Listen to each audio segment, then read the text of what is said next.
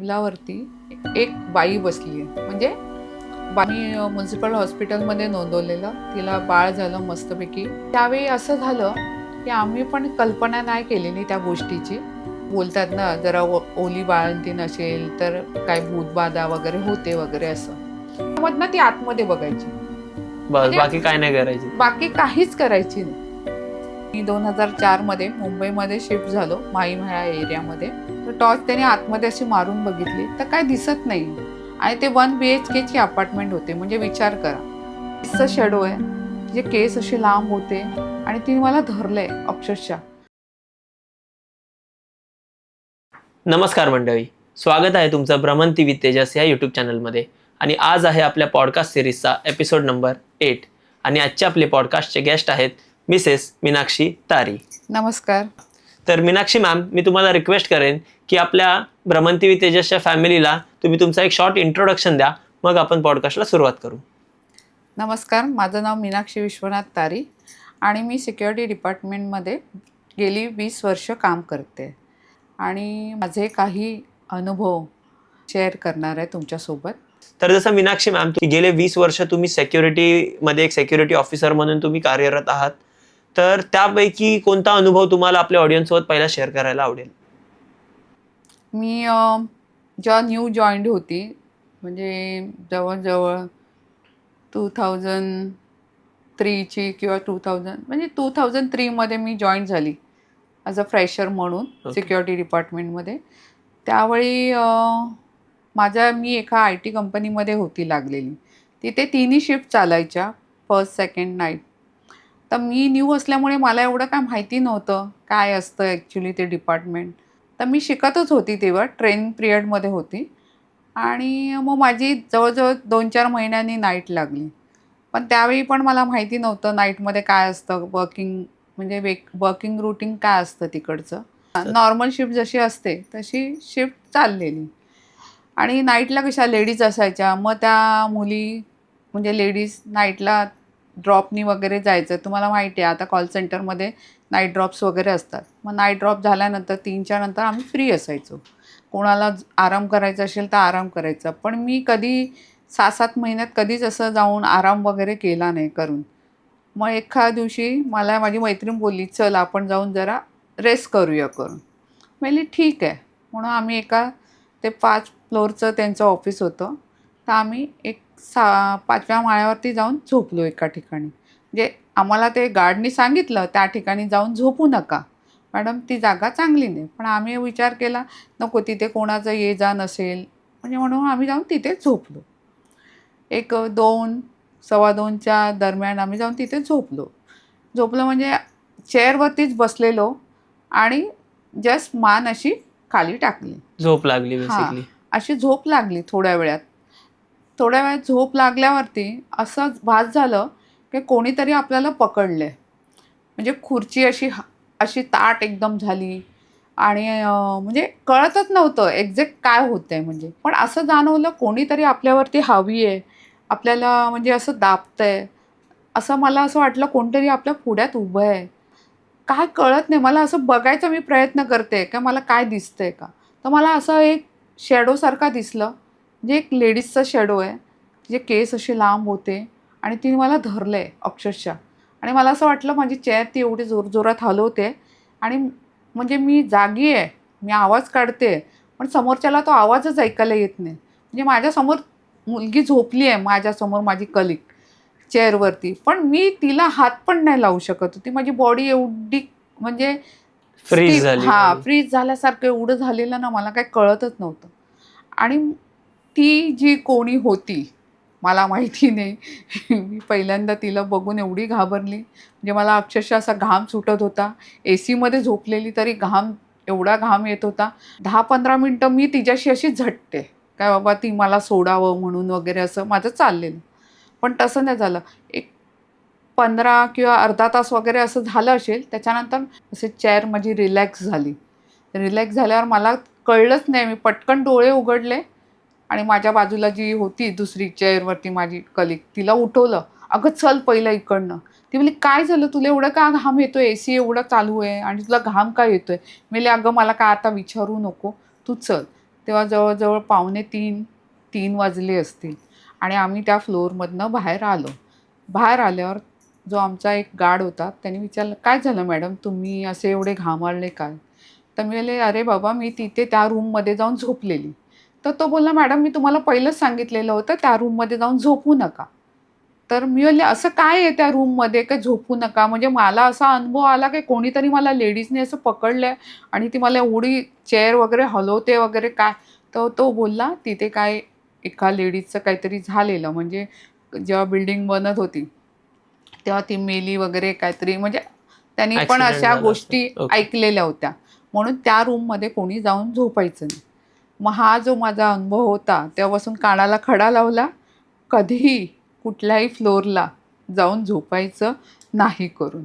आणि आणि स्पेशली कोण सांगत असेल नको जाऊ तर. हां, तर राईट. त्यामुळे तो एक माझा एकदम, म्हणजे बोलतात ना भयानक. बरोबर. तेव्हा तुम्ही फ्रेशरच होते हां, आणि आणि फ्रेशर होती त्यामुळे मला काहीच नाही माहिती होती. पण आणि नंतर त्या गार्डला तुम्ही विचारलात का, की काय नक्की बॅक स्टोरी काय होती? डिटेलमध्ये म्हणजे हां, जस्ट एक बाईचं बॅक काय झालेलं किंवा काय बॅक असं? स्टोरी म्हणजे तिथे त्या बाईचं ॲक्सिडेंट झालेलं. ओके. म्हणजे ते बिल्डिंग बनताना होतात ओके. ना हां, राईट. तसं. तर ती त्या फ्लोअरला फिरायची. अच्छा. म्हणजे अजून पण लोकांना ती दिसलीये. हां, म्हणजे ओके. अजूनही त्या लोकांना दिसायचे. त्यांनी सांगितलेलं, तुम्ही तिथे जाऊन झोपू नका ओके. चेअरवर. म्हणजे कदाचित ती संध्याकाळ, म्हणजे रात्रीच्या वेळी का लोकांना अनुभव बरोबर. आलेले एक असतील. स्पेसिफिक टाईम हां, असेल त्या टायमिंगमध्ये ती त्या आणि विंडोमध्ये दिसते. लोकांना त्या फ्लोअरला ना अशी बाई चालते, असा पण आवाज यायचा. अच्छा. म्हणजे एम्प्लॉईज जे आतमध्ये बसलेत, काम करतायत, हं. त्यांना असं भास व्हायचं काय बाजूनी कोणतरी चाललंय. पैंजणीचा आवाज यायचा. जेव्हा की फ्लोअरला साउंड सिस्टम लावलेला होता. काय ओके. हां, एखादा एम्प्लॉयी असेल, त्याला जरा कंटाळला असेल, हं. तर एंटरटेनमेंटसाठी ओके. तुम्ही गाणी वगैरे ऐकू शकता. तेव्हा एफ-एमचं इंट्रोड्यूस झालेलं नवीनच, ओके. FM radio. त्यामुळे ते फार वेड होतं त्यावेळी ट्रेंडमध्ये लोकांना. होतं हां, तेव्हा. तर त्यामुळे ते चालू होतं. म्हणजे ते लावायचे तरी तिच्या पैंजणीचा आवाज यायचा. अच्छा. असं म्हणजे ती एवढं गाणी लावून पण. हां, पण तो फ्लोअर जरा हेच होतं. मग त्याच्यानंतर मला वाटतं तुम्ही त्या फ्लोअरला कधी गेलेच नसाल. त्या फ्लोअरला गेली नाही, म्हणजे माझी जर तिथे ड्युटी असेल, तर मी आतमध्ये जायची फक्त वॉशरूमसाठी. ओके. ह्याच्या व्यतिरिक्त आतमध्ये तिकडे नाही राउंडला जायची. वगैरे जायची नाही. जो कोणी गार्ड असेल त्याला सांगायची, बाबा तू ओके. जा राउंड मार आणि काय तो रिपोर्ट असेल मला दे, तो मी बनवून दे. तो लिहिते. असं. ठीक आहे. म्हणजे हा तर जसं तुम्ही सांगितलं तुमचा जो अनुभव होता, तो ॲक्चुअली खूप हॉरिफाईंग होता. मला आठवतंय की तुम्ही बोललेले की तुम्ही कुठेतरी पुण्याच्या पण एक फेमस 5 स्टार हॉटेलमध्ये पण कामाला होते. तिकडे पण तुमच्यासोबत अशी काहीतरी घटना झाली होती. हो. ती एक्झॅक्ट काय होती ती शेअर करा? ॲक्च्युअली काय झालेलं, मी पहिलं तर ग्राउंड लेवलला काम करायची. त्याच्यानंतर माझं प्रमोशन झालं आणि अप्पर लेवलला मी 5 स्टार हॉटेलला कामाला होती पुण्याला. तिथे कसं म्हणजे हॉटेल झालेलं आमचं, पण रेसिडेन्स एरिया अंडर कन्स्ट्रक्शन होता, असं चाललेलं. तर रेसिडेंट एरियामध्ये म्हणजे कसं आहे, तुम्हाला हॉटेलचं माहिती असेलच 5 स्टारमध्ये. काय जर तुम्ही अपार्टमेंट्स घेतात, तर त्या अपार्टमेंटमध्ये सर्व ॲम्युनिटीज हॉटेल्स प्रोव्हाईड करते. मग सर्व असतं त्याच्यामध्ये. म्हणजे तुम्ही फक्त मार्केटमधनं मटेरियल आणायचं कुकिंगचं आणि तुम्ही तिथे तुमचं अपार्टमेंटमध्ये कुक करू शकता. तर ते अंडर कन्स्ट्रक्शन ते चाललेलं. तर त्याच्यामध्ये पण काय व्हायचे, वर्कर्स सकाळी यायचे 9 वाजता वगैरे, ते 6-7 पर्यंत काम करायचे तिथे. 7च्या नंतर किंवा 8 वाजेपर्यंत जेमतेम सगळ्यांना बाहेर काढलं जायचं. म्हणजे फुल फ्लोअरला चेकिंग व्हायची. अशी 9 माळ्याची ती बिल्डिंग होती. तर मग नाईटला आल्यावरती नाईटवाला टी-एल जाऊन राउंड मारायचा तिथे. काय बघायचा कोणी चुकून राहिलं वगैरे, तर मग ते प्रॉब्लेम होणार ना काही झालं तर. अशी रुटीनप्रमाणे मग माझी नाईट शिफ्ट होती आणि एएम मला बोलला, असिस्टंट मॅनेजर माझा बोलला, "नको काही गरज नाही, तुम्ही जाऊ नका राउंड मारायला. मॅडम तुम्ही थांबा, गार्डला पाठवतो." मी म्हणली, "सर नको, असं काही करू नका. मी जाते. काय आता मी जर त्या पोझिशनला आहे तर काय एवढं घाबरण्यासारखं." आणि लास्ट टाईमचा माझा अनुभव होताच, की बाबा असं-असं झालेलं. पण मी म्हणले, "ठीक आहे, एवढं काय आता सगळीकडे काय सारखंच असतं असं नसतं." त्यामुळे मी बोलली, "ठीक आहे, मी 12 वाजता राउंड नाही मारणार, मी 11 वाजता जाऊन राउंड मारते." मग माझ्याबरोबर एक सुपरवायझर घेतला कॉन्ट्रॅक्टचा आणि बोलली, "चला, आपण वरती जरा जाऊन राउंड मारूया."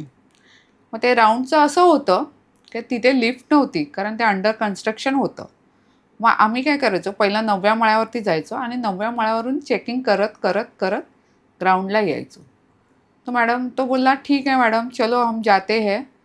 तर मी बोलली चला बाबा. तर आम्ही काय केलं हॉटेल साईडनी वरती गेलो 9th फ्लोअरला आणि मग चेकिंग करत करत खाली येतोय. पण 9व्या माळ्यावर जसं आम्ही पाऊल ठेवलं एक तर लाईट्स एकदम स्लो एकदम हे होत्या कारण Dim. डीम होत्या कारण काय ते सगळे वर्कर्स गेलेले काय हाय नाही तिथे आणि चाललेत आणि आणि तुम्ही rooms चेकिंग खाली. एक्झॅक्ट काय करायचे म्हणजे? आम्ही चेकिंग काय करायचो कोण वर्कर वगैरे चुकून राहिला नाही ना म्हणजे काम करत कोण कारण लेट नाईट अलाव नाही आहे त्याच्यावरती म्हणजे तुम्हाला माहिती आहे रूलप्रमाणे वर्कर्सनी 6 वाजता किंवा 7 हार्डली जर जास्तच काम असेल तर 8 वाजेपर्यंत थांबणार त्याच्या पुढे थांबणार नाही अंडर कन्स्ट्रक्शनमध्ये कारण त्यांची सेफ्टी सिक्युरिटीसाठी पण असतं ना काही Okay. कोणाच्या डोक्यावर काही पडलं बरोबर. वगैरे काय तर कसं कळणार. मग तो बोलला चला मग आम्ही 9व्या माळ्यावरती चाललो गेलो सरळ गेलो मग स्टेपने खाली उतरलो 8व्या माळ्यावरती. 8व्या माळ्यावरती आलो. तुम्हाला माहिती आहे 8वा नंबर हा फार हे आहे म्हणजे लोक मानतात 8 नंबरचं रूम घेऊ नये 8 ओके. नंबरचं म्हणजे घर नसावं वगैरे. तर 8व्या माळ्यावरती आल्यावरती आम्हाला असा भास झाला की म्हणजे एका रूममध्ये असं भास होत होता काय काहीतरी काम चाललंय. आता विचार करा 11 सव्वा 11च्या दरम्यान एका रूममध्ये आम्हाला आवाज येतोय काम चाललंय. तो बोलतो मॅडम उधर आवाज आ रहा है देखते है क्या जाके. मी म्हणली चलो देखते है. रूममध्ये असं वाकून बघितलं आम्ही काही दिसत नाही.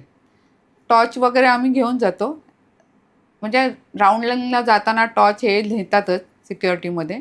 तर टॉर्च त्याने आतमध्ये अशी मारून बघितली तर काय दिसत नाही आणि ते 1 BHKची अपार्टमेंट होते म्हणजे विचार करा. हॉल आतमध्ये गेल्यावर किचन त्याच्या आतमध्ये गेल्यावर बेडरूम.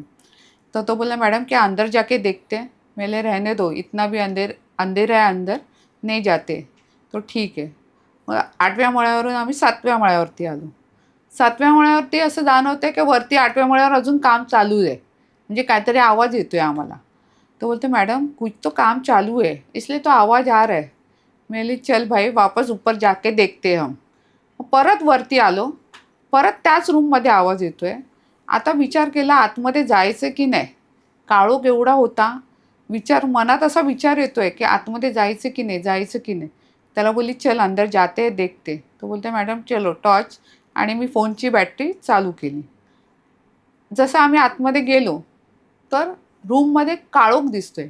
आता विचार करा 11 वाजता म्हणजे रात्र आहे पण चांदण्यांचा उजेड येतो ना थोडाफार तरी काही एकदमच काळोख असा नसतो पण आतमध्ये एकदम काळोखच दिसतो. तर मी त्याला बोलली भाई चलो देखते थोडा आगे जाके. तर आम्ही किचनपर्यंत गेलो. किचनमध्ये गेलो तर असं आवाज येतो की बेडरूममध्ये कोणतरी ठकठक ठकठक करते. तर मी त्याला बोलली मनात विचार मला भीती वाटवली कारण मला ते पाठचं मागचं आठवलं जे झालेलं इन्सिडेंट. मी त्याला बोलली बस यहाँ तक ही देखते हम जाते हैं नीचे से 2-4 लोगों को लेके आते हैं फिर देखते हैं कि अंदर क्या चल रहा है करके. तो पण जरा हुशारच होता. तो बोलला मॅडम ठीक आहे चला आपण खाली आता उतरूयाच. मग त्याच्यानंतर आम्ही काय केलं 7व्या माळ्यावरून परत 8व्या माळ्यावरून परत 7व्या माळ्यावरती आलो तरी तो आवाज येतोय. परत आम्ही 6व्या माळ्यावरती आलो तरी तो आवाज येतोय. 5व्या माळ्यावरती राऊंड मारला तरी आवाज येतोय. मग माझा कलीग बोलला मॅडम ये कुछ सही नहीं है चलो हम नीचे उतरते क्योंकि ये अभी टाइम भी हो गया है 11:30 पौने 12 तो हो गए तो हम अभी फ्लोर में नहीं रहते हम सीधा नीचे. असं करून आम्ही सरळ खाली उतरलो आणि खाली आल्यावरतीही आम्हाला तो आवाज येत होता. याचा अर्थ तिथे काहीतरी स्ट्रेंज होतं. बरोबर. त्यानंतर कारण की 8व्या माळ्यावरचा आवाज तुम्हाला जर ग्राउंडला पण आले तरी येतोय हे ऍक्च्युली स्ट्रेंजच आहे आणि मेन म्हणजे आम्हाला विचार दोघांनाहीच करण्यासारखं आहे. आवाज येतोय. बरोबर. आता त्याच्यानंतर आम्ही जाऊन मी माझ्या मॅनेजरला जाऊन भेटली आणि बोलली सर असं असं होतंय म्हणजे आवाज येतोय. तर तो बोलला तुम्हालाच का दोघांना. म्हणजे अजून आम्हाला असं तिथे खाली राहिलं लॉबीला तर आम्हाला असं वाटतंय वरनं आवाज येतोय म्हणजे ॲक्च्युली त्या जागेत काहीतरी स्ट्रेंज आहे. म्हणजे आम्हाला काही एक्झॅक्ट सांगू शकत नव्हतं पण आतमध्ये एवढा काळोख होता ना तोही बिचारा घाबरला. तो बोलतो बरोबर. मॅडम आपने बोला इसलिए मैं आया इसके बाद मैं नहीं बाबा राउंड को जाऊंगा. आणि तेव्हापासून आम्ही नाईटला राऊंड मारायचं वरती बंद केलं. तर हा एक माझा अनुभव होता. पण नंतर कधी काय कळालं का की त्याची काय बॅक स्टोरी होती हिस्ट्री होती काय कुणाकडून ऐकून वगैरे काय असं? असं तर काय नाही. जेव्हा ते रेसिडेन्स झालं अपार्टमेंट, तर त्या रूममध्ये लोकं राहिली. पण त्यांचे म्हणजे जे आमचे हे येऊन राहिले गेस्ट, त्यांना कोणालाही असं काही त्रास वगैरे नाही झाला. पण त्यावेळी काय होतं ते आम्हालाही नाही कळलं. तर आम्ही सांगताना सांगितलेले ह्या रूममध्ये असं-असं आम्हाला अनुभव आले. राईट. तर म्हणजे पहिला त्यांनी तुम्हाला सांगते तरी 6 महिने झाल्यानंतर त्यांनी तो रूम कोणाला दिला नव्हता. ओके. हां, म्हणजे जरा बॉसने आमच्या जरा हे केलेलं. पण कसं असतं शेवटी मॅनेजमेंट त्याचा विचार करतो. काय बाबा अशा गोष्टींवर विश्वास करायचा की नाही. मग एक मॅरेजचं हे आलेलं, म्हणजे बोलतात ना मॅरेजचं म्हणजे हे होतं, बुकिंग्स होते. ओके. बुकिंग त्यामुळे ते अपार्टमेंट पूर्ण द्यायचेच फुल होते होते. ओके. आणि त्यापासून मग तो रूम ते द्यायला द्यायला लागले. स्टार्ट झाले. हां. मग ओके. पण कोणालाही आतमध्ये काही त्यांनी त्रास दिला नाही. नाही पण दिला. मी तो अनुभव घेतला त्या रात्री, तो एकदमच विचित्र होता. ॲक्चुअली तुम्ही ॲज अ लेडीज मी तिथे तिथे उभी आहे आणि मी बघते आतमध्ये पूर्ण काळोखच दिसतोय. राईट. काही दिसतच नाहीये. फार बरोबर. म्हणजे ॲटलीस्ट नॉर्मली तरी आपल्याला थोडंफार तरी हां. दिसतं. पण जर एकदम पिच ब्लॅक आहे म्हणजे हां आणि ना असं स्ट्रेंजच आहे याच नाही आणि गोष्टी. तिथे विंडोज आहेत. ओके. विंडो ओपन पण होत्या. हां, म्हणजे विंडो आता बनतंय ना, हां. कन्स्ट्रक्शन हां, होतं मग ना. विंडोजच नसतील तेव्हा. विंडोज असतात ना असे. बरोबर कळालं. आपल्या हं. म्हणजे बोलतात लिव्हिंग रूमला विंडो असते, बेडरूमला विंडो असते, किचनला असते. मूनलाईट तर थोडी तरी हां, पडतेच रूममध्ये. अजिबात काहीच नव्हतं. म्हणजे एकदम वेगळंच, विचित्र म्हणजे एकदमच भयानक होतं ते. म्हणजे मी बोलू शकत नाही शब्दामध्ये. पण तो अनुभव माझा एकदमच पहिल्या अनुभवापेक्षा पण हा अनुभव मला जास्तच जास्तच भयानक राईट. वाटला. कारण मी स्पेशली तुम्ही ग्राउंडला आहे तरी पण तुम्हाला आवाज आवाज येतोय. येतोय ते. हे खूपच विचित्रच आहे. आता हे तर झाले मॅडम तुमच्या नोकरीवरचे किंवा तुमच्या जॉबवरचे अनुभव. पण तुमच्या पर्सनल लाईफमध्ये पण तुमच्यासोबत असं काही घडलेलं का कधी? हां, तसं झालंय म्हणजे आम्ही 2004 मध्ये मुंबईमध्ये शिफ्ट झालो, माहीम ह्या एरियामध्ये. आणि ती बिल्डिंग आमची जरा चॉल टाइप बिल्डिंग असतात ना, पूर्वीच्या ज्या होत्या तशी होती. तर आम्ही 3rd फ्लोअरला राहत होतो. आमच्या फ्लोअरला फक्त 5च रूम होते आणि म्हणजे आमचे शेजारी फार चांगले होते. आमच्या बाजूचीच रूम होती. तिथे कपल होते. म्हणजे त्यांच्या लग्नाला फार वर्ष झालेली होती, पण त्यांना मूलबाळ नव्हतं. आम्ही गेल्यानंतर म्हणजे चांगले होते ते तसे. मग एक 2-1 वर्षांनी ती प्रेग्नंट राहिली ती लेडीज आणि तिला बाळ होणार होतं. मग तिचं नाव ना एक नामी म्युनिसिपल हॉस्पिटलमध्ये नोंदवलेलं. तिला बाळ झालं मस्तपैकी. एक मुलगी झाली तिला आणि मुलगी झाल्यानंतर आम्ही सर्वजणांनी तिला घरी घेऊन आलो. कारण आमचे सगळे 5ही रूम फार छान होते. म्हणजे एकमेकांशी व्यवस्थित म्हणजे म्हणजे मिळून मिसळून हां, राहायचे. मिळून मिसळून राहायचे असे आणि त्यामुळे ती आली घरी. घरी आली, तिच्या बाळाला बघायचो आम्ही वगैरे सगळं. पण मध्ये-मध्ये ती एकदम असं काहीतरी वेगळं विचित्र वागायची. मुलाला दूध पाजायची नाही, बाजूलाच ठेवून द्यायची तिला असं वगैरे. आम्ही पण घाबरायचो. अचानक एवढ्या वर्षांनी एकतर तिला बाळ झालं आणि बरोबर. त्याच्यानंतर पण ती अशी वागते मुलीशी. तर आता आम्हाला पण कळत नव्हतं काय झालंय, काय नाही झालंय. आम्हाला पण कळत नव्हतं. एकदा तर तिने काय केलं 1 महिन्याची झाली, सगळ्यांना विचारायची बाळाला काय खायला घालायचं हे वगैरे.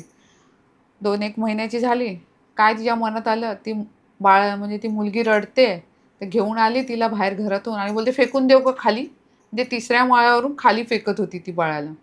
तर आमच्या बाजूची रूमची लेडीज जी घरी होती, ती बघितलं तिने. तिने जाऊन तिच्या हातातून तिला मुलीला घेतलं आणि बोलले, "ए काय झालं तुला? असं का अच्छा म्हणजे वागतेस?" ती फक्त बोलली नाही तर हां, टाकायला गेली. हां. तर तिने मग तिला घेतलं मुलीला हातात आणि बोलते, "ए तुला काय झालं? असं का तू वागतेस? कशी बोलतेस?" ती म्हणते, "काही नाही, मला काय कळत नाहीये." मग तिने तिला आतमध्ये नेलं आणि मुलीला तिने आपल्या घरीच ठेवलं, जे शेजारची होती तिने. मग संध्याकाळी आल्यावरती तिने सांगितलं का असं-असं हिने केलं. मग आम्ही काय केलं, तिच्या आईला बोलवलं आणि सांगितलं, "बाबा ही अशी-अशी वागते, तर तुम्ही ते काय ते बघा." कारण लोकं बोलतात ना, जरा ओली बाळंतीण असेल, तर काय भूतबाधा वगैरे होते वगैरे असं. तर ठीक आहे. तर तिच्या आईने म्हणजे असा विचार केला, की चला काहीतरी असेल झालेलं वगैरे कदाचित म्हणून वगैरे ती अशी वागत असेल मुलीबरोबर. मग त्या लोकांनी काय बघितलं माहीत नाही. तिच्या भावाने वाटतं त्या हॉस्पिटलमध्ये जाऊन चौकशी केली वगैरे. तेव्हा असं कळलं का ज्या कॉटवरती तिला ठेवलेलं, तिला आणि त्या मुलीला, त्या कॉटवरती एक गरोदर बाई मेलेली. म्हणजे काय तिचं काय झालेला प्रॉब्लेम आणि मेली. आणि त्याच बेडवरती ही जी डिलिव्हरी झाली आणि तिला आणलं. म्हणजे 1-2 तास अगोदर ती मेली असेल त्या बेडवरती होती आणि 1-2 तासानंतर हिला त्या बेडवरती आणून ठेवली. आता काही गोष्टी आपण मानतो आणि काही नाही मानत. ठीक आहे. मग आता ह्या लोकांना ॲटलीस्ट ते कळलं, काय बाबा असं-असं काहीतरी झालेलं आहे पुढे. मग त्यांनी काय केलं, ठीक आहे. म्हणजे असं नॉर्मली आपल्या कळल्यावर आपण कसं विचार करतो, ठीक आहे, असेल काहीतरी. पण त्याच्यानंतर असं व्हायला लागलं, की आमच्या कसं वॉशरूम चाळ सिस्टम होती, तर वॉशरूम्स बाहेर होते. तर जेंट्स लोकं कसे रात्रीचे वॉशरूमला वगैरे बाहेर जातात. तर आमचे अजून एक नेबर होते, जे पॅसेज एरियामध्ये झोपायचे. त्यांना असं वॉशरूमला म्हणजे काय म्हणजे जायचं होतं. तर त्यांनी बघितलं काय त्यांच्या रूमच्या समोर एका टेबलावरती एक बाई बसली आहे. म्हणजे बाईसारखा आकार दिसला, काळा रंग असं वगैरे, अशी बसली आहे. म्हणजे असं डोक्यावरती असं ओके. पदर वगैरे असं घेतलेली. त्यांना कळलंच नाही. म्हणजे ते ॲक्चुअली घाबरले. ते म्हणजे ते विचार करायला आणि हे लागले, की त्यांच्या घराच्या बाहेर की ती जी हां, बाई होती म्हणजे ती तिच्या? बाई होती ना, तिच्या घराच्या बाहेर. अच्छा, तिच्या असं घराच्या हां, बाहेर. तो ओके. पॅसेज जो होता हम्म. तिथे. तर त्यांना कळलंच नाही की बाहेर कोण बसले. राईट. हां, म्हणजे कारण तो रस्ता कसा वॉशरूमला आणि हे जायचा किती होता. वाजता अ, झालं दिसलं असेल त्यांना? त्यांना रात्री जवळ 2, 2:30, बापरे, 3च्या एवढ्या दरम्यान रात्री? हां. मग त्यांना असं वाटलं काय कोण बाहेर येऊन बसलंय का? हम्म. कारण काळोखात काय एवढं कळण्यात येत नाही. हम्म. काय कोणतरी असं जर घरात गरम होतंय, कारण ते छोटे रूम होते ना, घरात गरम होतंय म्हणून बाहेर येऊन बसलंय वगैरे असं. असं त्यांना वाटलं. तर त्यांनी असं हाक दिली. काय, "कोण आहे तिथे?" करून. कारण लेडीज बसली आहे ना कोणतरी. म्हणून ते असे जरा पुढे चालले, तर अचानक त्यांना टेबलावर कोण दिसतच नव्हतं. ओके. मग त्यांनी विचार केला की कदाचित आतमध्ये गेली वगैरे असेल, मी याचा हाक दिल्यावरती. हम्म. म्हणून ते गेले, वॉशरूमला गेले, येऊन झोपले. सकाळी उठल्यावर त्याने म्हणजे सांगितलं, "काय बाबा असं-असं झालं." तिला जाऊन विचारलं, "काय गं, तू बाहेर जाऊन बसलेली का तू?" ती बोलली, "नाही, मी बाहेर तर आलीच नाही." मग त्यांना असा डाऊट आला, की अचानक असं का झालं?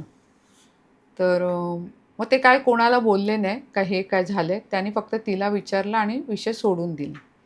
त्याच्यानंतर तिची जेव्हा आई आली तिला बघायला, म्हणजे आता कसं आता डिलिव्हरी झाली म्हणून आई वगैरे आपली कशी भेटायला वगैरे, तेव्हा तिने सांगितलं, "काय तुमचं असं-असं काहीतरी प्रॉब्लेम आहे." आणि त्याच्यानंतर म्हणजे एक 6 महिन्यानंतर म्हणजे तिच्यामध्ये निगेटिव्ह भावना जास्त झाल्या. म्हणजे मुलीला मारायची सॉरी. आणि बोलायची, "मी हिला बघणार नाही, हिच्यामुळे मला प्रॉब्लेम्स होतात आहे," असं वगैरे बोलायचे. आम्ही बोलायचो, "अगं तुला एवढ्या वर्षांनी मूल झालंय आणि तू अशी का वागतेस करून?" म्हणजे तिला पण कळत नव्हतं काय ती कशी कशी वागते, काय वागते? काय होतंय तिच्याबरोबर बरोबर. आणि नंतर मग असं कळायला लागलं, की जी बाई बाहेर दिसते, म्हणजे त्याच्यानंतर ती ऑब्व्हियसली ना जास्त लोकांना दिसायला लागली, ओके. काय बाहेर बसलेली. तर ती बसलेली दिसायची आणि ती बसलेली ज्या टेबलावर बसायची ना, तिथे विंडो होता ओके. त्या रूमचा. त्या विंडोमधनं ती आतमध्ये बघायची. बस म्हणजे बाकी काय नाही करायची ती? बाकी काहीच करायची नाही. म्हणजे ॲक्चुअली तिला झपाटली का काय आणि ती जी होती ना, जी आमची शेजारची, ती एकदम मस्त अशी बॉडीन वगैरे होती. ती अचानक अशी झाली, बारीक. ओके. म्हणजे काही कळलंच नाही काय होतंय, हम्म. काय नाही होतंय असं. आणि मग असे म्हणजे असं वर्ष झालं, आता मुलीला वर्ष झालं, तिचा बर्थडे केला. त्याच्यानंतर मग तिचं हे वर्षभर असं चालू होतं असं विचित्र चालूच वागणं? होतं. हां, विचित्र वागणं चालूच होतं. वर्षभर हे चालूच होतं आणि म्हणजे आम्हाला काही कळत नव्हतं. तिची आई बघत होती देवाचं काय म्हणजे काय बघत होती. म्हणजे आम्हाला काय ती माहीत नाही. पण ती बोलत होती, "मी बघते, भटाकडे जाते." मग भट काय द्यायचा दोरा, धागा वगैरे ते आणून बांधायची. तिला काय, त्या मुलीला काय. असं म्हणजे वर्ष झालं, असं वर्षभर चाललं आणि मग त्या मुलीचा वर्षाचा बर्थडे आला. तर त्यावेळी असं झालं, की आम्ही पण कल्पना नाही केलेली त्या गोष्टीची. काय तिने येऊन मला अशी बोलली, सकाळी उठली ती सकाळ-सकाळी. जवळ-जवळ 6:30 पावणे 7 झाले. मला पण ऑफिसला जायचं होतं. 6:15ची मी ट्रेन पकडायची. मी मालाडला तेव्हा कामाला होती. तर तिने येऊन मला एवढंच बोललं, "काय मीनाक्षी, मी जरा खाली जाऊन येते. जरा माझ्या मुलीकडे लक्ष दे." मग मी बोलली, "ठीक आहे, तू जर 5-10 मिनिटात आहे, तर मला अर्धा तास होता जायला. तर मी बघते तिच्याकडे. तर बोलले हां ठीक आहे, मी जाते करून.